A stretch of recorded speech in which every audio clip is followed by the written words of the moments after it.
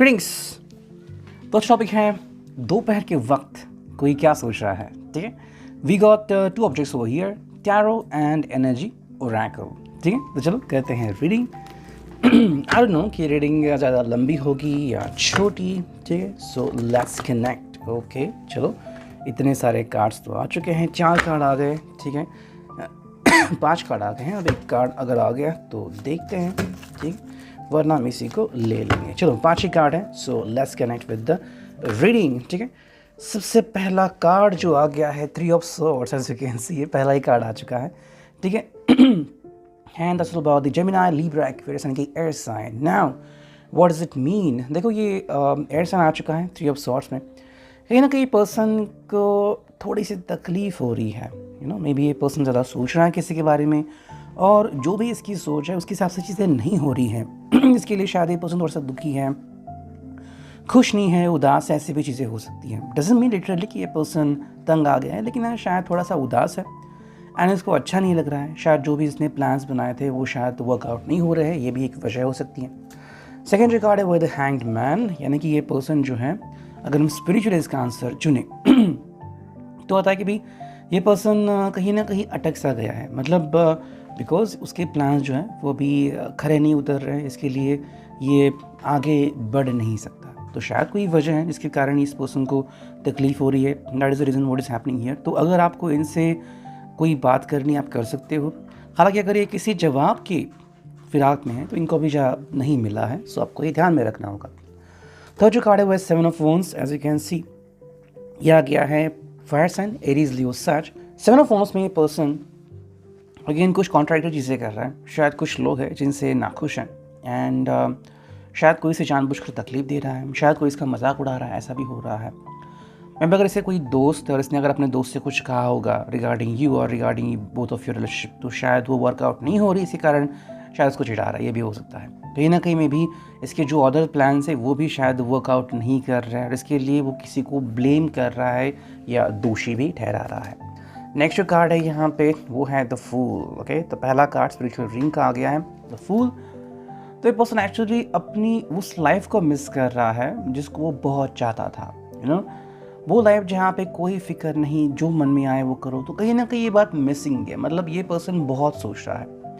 तो अगर आप अपनी बात करो तो आपको बहुत मिस करता है, आपको रिस्पेक्ट करता है एंड आपको बिल्कुल भी इग्नोर नहीं करता है। अब जो 2 कार्ड बचे हैं वो है 9 of cups and queen of wands. यहाँ पे आपका रोल बहुत इंपॉर्टेंट है, as you can take a look at that. Queen of wands है यहाँ पे, तो इनका जो पैशन है वो आप यहाँ पे नजर आ रहे हो।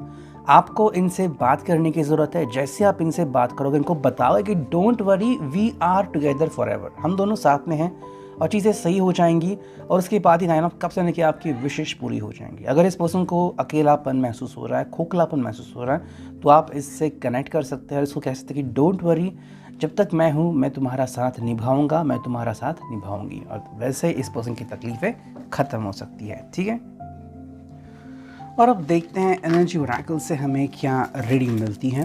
ओके, तो चलो करते हैं कार्ड्स की shuffling and here we go. Okay, देखते हैं क्या आता है। कार्ड्स 1 2 3 एंड 4 और 5 एंड 6। ठीक है, तो 6 कार्ड आ चुके हैं from the energy oracle itself. देखते हैं क्या आता है रीडिंग में। Okay, here we go। पहला जो कार्ड है वो the garden and the gate. तो कहीं ना कहीं पर्सन अपने सिचुएशन से निजात पाने की कोशिश कर रहा है, छूटने की कोशिश कर रहा है। तो आपको इनको हौसला देना होगा, कहना होगा कि यस, ये चीज़ें बहुत जल्द बदल जाएंगी। ये जो कार्ड है वो है ऑल टाइड अप।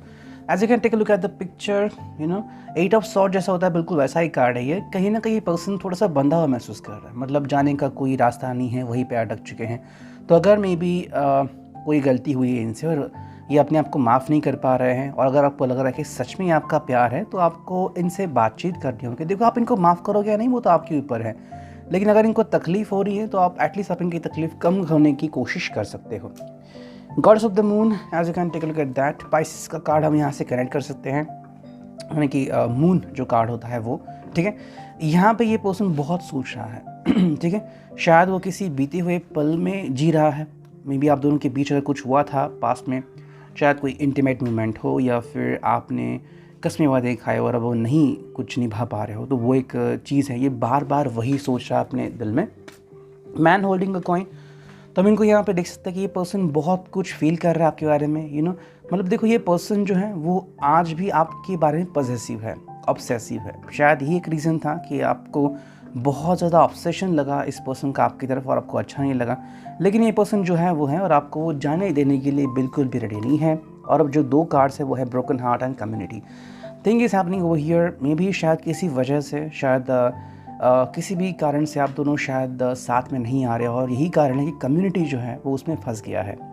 अब या तो उसकी कम्युनिटी, मतलब जो भी उसके फैमिली मेम्बर्स है, पेरेंट्स है या फिर उसके फ्रेंड्स है, वो इसको यहाँ से बाहर निकालने की कोशिश कर रहे हैं, लेकिन ये पर्सन अपना दुखड़ा लेके रो रहा है, ब्रोकन हार्ट है, तो ये हील नहीं हो रहा है। तो कहीं ना कहीं अगर आपको लग रहा है कि आप इसको हील कर सकते हो, तो अगर आपको बात करनी है, you can talk to them. अगर ये आपका एक्स बन चुका है, so you just can leave them and move on in your life. It's a reading.